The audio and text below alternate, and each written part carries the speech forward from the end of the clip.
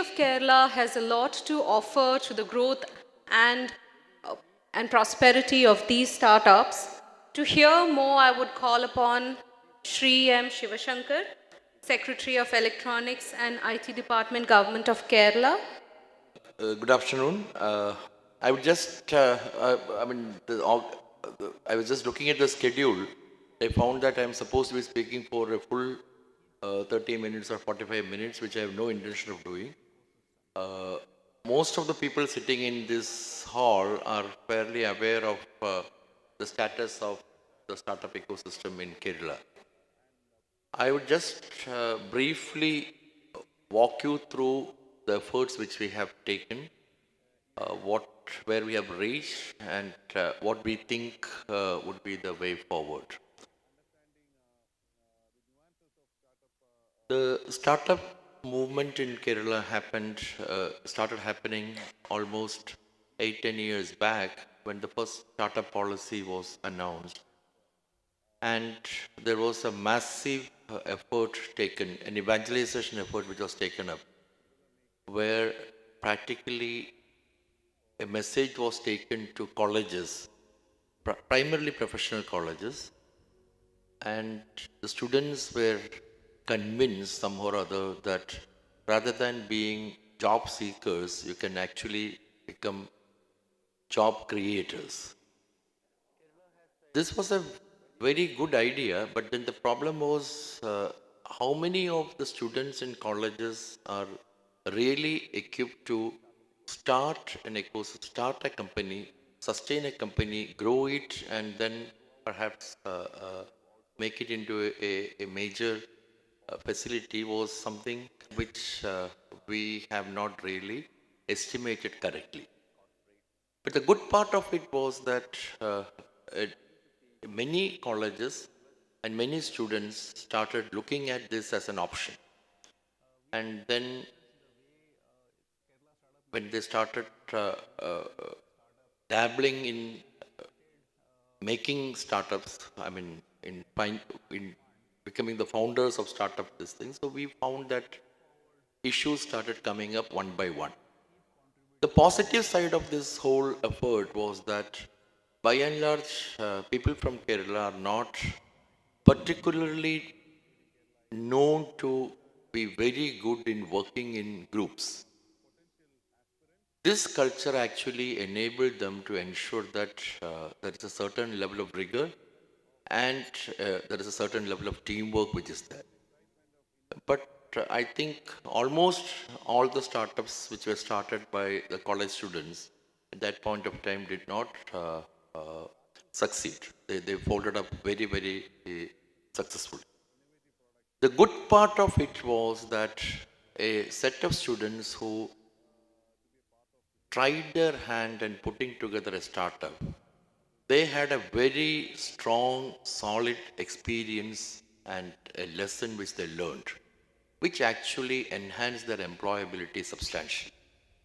So we found a very interesting scenario when this evangelization movement started. The theme of the evangelization movement was that you are not going to be a job seeker, but you are going to be a job creator. But what we found was that they became, and that was the theme of this evangelist, this extension movement. At the same time, the IT industry or the knowledge industry in the country, in the state, was by and large coming back to us and saying that, look, we are not getting very employable people from the colleges, basically because their level of understanding of technology, their level of understanding of working in a company is not perfected, and they wanted us to change the syllabus and stuff like that. But what had happened after this movement got initiated and there was a wave of enthusiasm, what really happened was that large number of students founded, large number of students actually tried their hand in putting together startups. And as I mentioned, 99% of them failed. I think almost 100% of them failed. But all the companies who subsequently came and looked at these guys who had gone through a startup experience, they found them to be extremely employable material. So suddenly, the whole idea of them being job providers, that didn't work, but they became extremely job employable. So this message, some or other, got down into the college ecosystem. And the next wave which happened was a slightly more serious type of startups happened in the colleges. Colleges took it quite seriously. We set up this pipeline called the Innovation Entrepreneur Development Cell in practically every college. We put a team of faculty in charge of these IEDCs. We brought them together. We coached them. We put them back. We had a network established. And over a period of time, this pipeline started working fairly well. Now also the number of student startups which come up are fairly high, but the number of student startups which actually succeed are fairly low. But this pipeline actually created two other major positive impact in the overall ecosystem. The first was the faculty which started coaching these students, the alumni of the colleges, they started associating with this movement. And suddenly we had a situation where rather than rookie engineering college students trying to make startups, we had slightly more senior engineering professionals who had put in some years of their life in working environment, coming back and trying to curate startups. Plus faculty also got interested. So this actually resulted in a slightly different level of quality for the startups. That is when we started getting the first signs of distress, because these startups suddenly wanted, the engineering college students forming startups was very simple. We will give them a small grant, which would be their pocket money. They will get some money from their homes or friends, relatives, and they will start something. It will fail. So there was an experience which is there. The moment it became serious, we suddenly realized that funding is a problem, and investing into them by, the earlier system of government giving small grant type of this thing doesn't really work. They really needed serious investments. That is when we started putting together this whole concept of incubation facilities. Some of these IEDCs were converted into incubation facilities. We had common incubation facilities set up in major centers, Trivandrum, Kochi and Calicut, and also in some other district headquarters. So primarily these incubation centers would have common facilities like which are essential for a startup to the testing, the software library, the fab machines and 3D printers and stuff like that, which the startup could do leverage for prototype. So some or other, we created a common infra facility in major touch points, which the startups could do and get it curated. So when the quality of startups went up, we found that there is a requirement for co-working spaces, such common infrastructure to be done, which we filled up. The second biggest challenge was still they wanted money, the early stage investment, early phase investments to come in.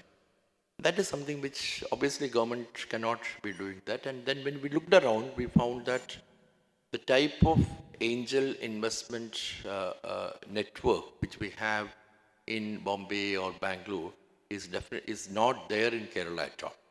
That is when we started this whole concept of seeding Kerala, where we brought together all the aspiring startups who wanted investments, and we invited a set of angel investors and requested them to start looking at the Kerala ecosystem a bit more closely, a bit more diligently, and see whether they can make the connects. I think no connections were made initially, but there was an understanding of this ecosystem. The investors who came in gave us very good feedback on what is wrong with this system, what are the limitations and how to overcome that, and we started working on that. The first episode of Start Seeding Kerala was primarily about exposing the startup ecosystem in Kerala to the potential angel investors in the country who have not put Kerala into their radar. We succeeded to some extent on that, but then we realized that while there will be a few angel investors who got convinced about the fact that we have an active startup ecosystem, they may come and look up the startups now and then and perhaps support a few of them. We thought that it is better to have it in a more structured fashion. So in the second episode of Seeding Kerala, we announced what we call as a fund of funds. The concept of fund of funds was that the state would put in an X amount of investment, and this money will be available to a SEBI accredited fund which will get selected.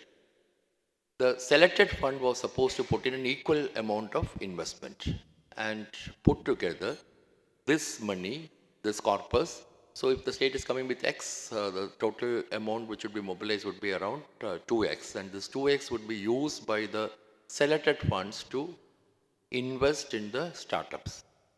So we selected 2 funds last year, and we put across 30 crores as the state budget, 15 crores from the state budget to curate this fund. The funds, the selected funds were supposed to bring in 15 crores, and over a period of 3 years. To our surprise, what we found was that the 15 crores which we put in, the funds were able to match, bring in an equal amount and close the funds more or less in 1 year flat. So that was a very big surprise to us. I think it's not fully closed. We have touched around 25 crores, so some 22 crores. So it's not fully closed, but what we expected to happen over a period of 3 years happened in 1 year. So then this year, we started with this whole program of broad-basing this fund of funds scheme. This year, we said that in the next 3 years, we will put apart something like 20, 40, 60 crores. In the next 4 years, we'll put across 60 crores. And we also asked the funds to indicate how much is the multiplication factor which they would put in. And I think with the 60 crores, we are able to mobilize something to the tune of 300 to 400 crores, slightly more than that. 1,000 crores total price. With the 60 crores, we are hoping to mobilize around 1,000 crores to get invested. And I think, and the most interesting thing is some of these funds are going to be exclusively dedicated to certain unique technology sectors. That is something very, very interesting. In Kerala, as you would all know, India has world's most cost-effective space program, and practically the entire space program is headquartered out of Trivandrum, where we have a large facility of the ISRO and PSSC type of thing. Earlier, the Indian Space Research Organization, or the Vikram Sarabhai Space Center, used to manufacture everything which goes into the outer space, from the nut to the bolt to the rocket to the satellite to the everything. Now, in Space 2.0, the new evolving scenario, the realization has been that large parts of this could get perhaps outsourced and offered to private sector. That was the first realization. The second realization was that large part of this should be thrown open for innovation and disruption. So there is a very large number of startups who have started looking at Space 2.0 as a very serious platform, say area of engagement. We don't have many in Kerala. We have a few in Kerala, but we have a few incubated out of very remarkable academic institutions in Bangalore, Bombay, and Chennai. Kerala, Trivandrum also has the Indian Institute of Space Technology. There are a couple of companies who are incubated there as well. So what we thought was this year we would like to have a special fund of funds focusing on space. we were thinking about this, but we were not audacious enough to announce that in that expression of interest type of this thing. But to a surprise of surprises, we found that of the 4 funds which we selected during this round, one fund had come forward and said that they are going to invest the entire money only in space-based startups. That's a very substantive shift in quality of funding which has happened.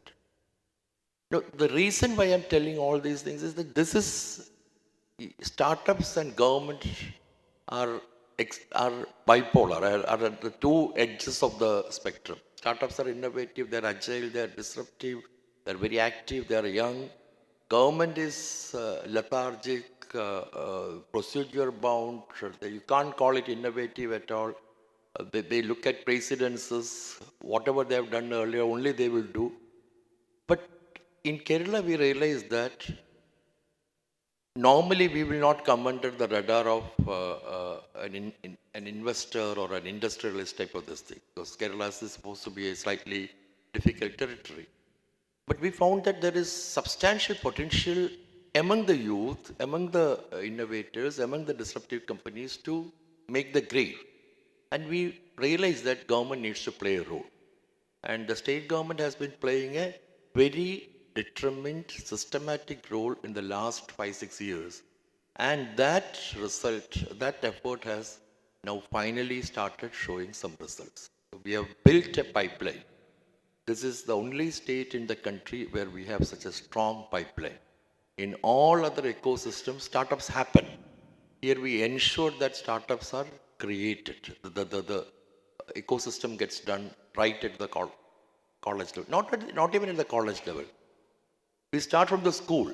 We have this Raspberry Pi kit distribution systems and little kites groupings in the school, where the school kids really tinker with their hands, and they know that they get the feeling, they get the confidence that they can do something on their own.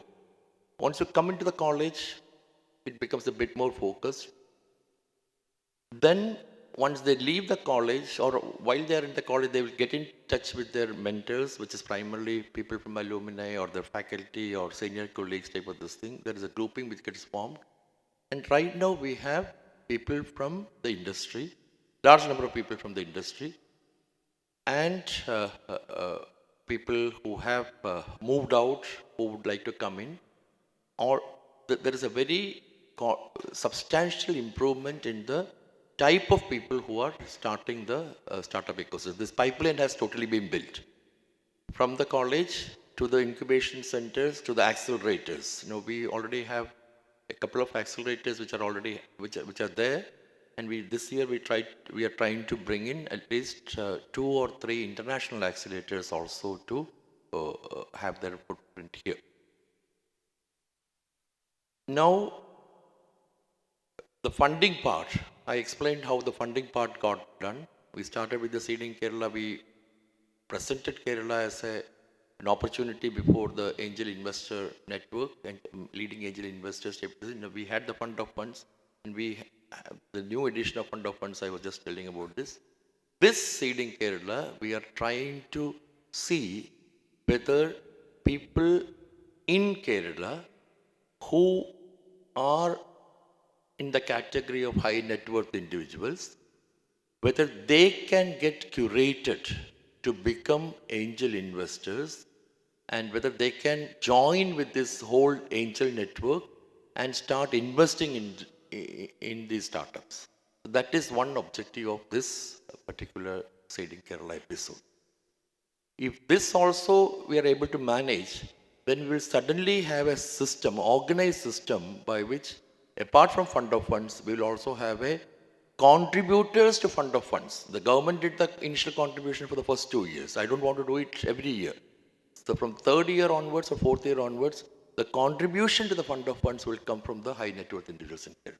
So that is going to be so government has not been doing the same things over and over again. We have been trying to tactically withdraw and find space for the private sector, find space for stakeholders to move in and occupy that space within a set of protocols which you are already setting. And two or three of the major, the third major investment which the government has made, which the apparatus has made, is primarily to ensure that quality of human resources, quality of talent is there. We have identified a few sectors. The major work which we are doing right now is this program called ABCD, that's the Accelerated Blockchain Developer Program, where we are offering a full stack training program covering around 6 weeks. And the person who takes this full stack training program for 6 weeks is then put in through a blockchain developer program done with the Blockchain Education Network, the Ben Academy. Now, in the next 2 years, we hope that we will be able to, through this program, have a system by which we will be able to bleed sufficient number of blockchain developers within the state. And that becomes a human capital advantage which we have, which will actually trigger a few fintech companies or blockchain application companies to happen over a period of time. Now, the last focus area which we have been trying to do is we have been trying to work on some thematic areas. I think most of you here know about the Maker Village here. The Maker Village is a hardware manufacturing ecosystem, and that has now been fully established. We have the entire production facilities there. We have fairly interesting startups there. We have some very interesting mentoring networks which we have established. We are getting a international accelerator, Brink, to get associated with this hardware ecosystem as a whole. So that is one area which we have more or less actioned on. The second major area is what I was mentioning about space. We have two components of that. One is the space technology application development ecosystem, which basically uses space program spin-offs and convert them into products. So that is getting ready. I think we should be able to launch in the next 30, 60 days. We also have a nano space park, which is primarily about small space-related components getting manufactured, getting invented, getting developed under the startup disruptive ecosystem type. That is with respect to space. The third, more important and I think more relevant major initiative which we have taken is with respect to healthcare. We have formed an incubator with Kochi Cancer Center here, which primarily would focus on healthcare solutions related to oncology. The entire suite of healthcare solutions related to cancer care, where we feel serious startups, not just within Kerala, but even startups outside the state and even outside the country, have a test bed to operate on, have a referral point with this whole medical system to back them up, and we are creating a special incubation zone around that. So Kochi Cancer Center Cancer Cure Incubator is going to be one of these major initiatives which we hope will, during this current year, it will reach a certain level of maturity and visibility. The fourth element, as I was mentioning, was about the blockchain. And there we have started with the other extreme. We will start with we ensure that the quality manpower is provided. Then we will see how the anchor companies can get interested. Then we will look at what is the type of applications which we can develop, what are the type of solutions which can get developed. We are working with identifying something like 100, 150 projects in the government sector, which can be blockchain enabled. And these will be given as internship projects to students who take this blockchain program. In the process, government also would get a bit broken blockchains type of this thing in government. Some development would happen within government, but the trainees also would get some solid experience. The last and the most interesting thing, that is where I really congratulate my colleagues in the Startup Mission in thinking of this initiative, As you all know, we went through a massive uh, episode of trauma in August when Kerala was lashed by unprecedented natural calamity. We had a huge flood which was happening. A lot of people got displaced. The economy had suffered substantially. There was serious learnings for all of us in government in how this catastrophe unfolded, how it could be managed, rehabilitation, rescue relief, all those works are still in various stages of implementation. But to our surprise, what we found was that in this hour of need, a large number of technology professionals from all over the world collaborated with us online and made this rescue and relief operations. It took a different tone because of this collaborative effort. We were just thinking about this. I mean, we had the heavy rains and submergence happening on 15th, 16th, and 17th of August. On 17th of August, we had call centers and control rooms working in geographies from the east coast of America to the west coast of Australia. And we had at least 8 or 10 areas where people had set up these type of computer-enabled tracking, monitoring systems. Large number of people had got together. So we were reviewing that and we thought that it may be possibly a good idea to have a incubation facility for disaster management technologies. That is something which we have just structured and we are proposing. I hope in a couple of years from now, based on our experience and based on what we went through, we may be from this particular incubation facility offer to the world something equivalent to a Ushahiti or something equivalent to a disaster management comprehensive package type of thing. That will be a spectacular contribution to the entire humankind. So on the one side, as I was talking about, we are looking at outer space. Other side, we are looking at real disasters. One side, we are looking about blockchain. The other side, we are really looking about robotics and hardware type of interventions. So the space that we want the startups or the disruptive companies from Kerala to occupy and grow is fairly vast. The canvas is fairly vast. And we have also realized that this cannot be an ecosystem for Kerala companies alone. So we want companies both within the country and even international companies who would perhaps like to work in, let's say, a cancer cure type of a solution, a solution for disaster management, or a solution for space technology. International companies also to look at Kerala seriously, look at this ecosystem seriously and be partners of this ecosystem. The roadmap ahead of us in the next 2 years is to ensure that we evolve as an ideal ecosystem in these 3 or 4 major segments, major areas, which we feel where we have a unique advantage and where we can take this ecosystem forward. Now, what does this imply for angel investors and funding individuals and high net worth individuals and funds and things like that?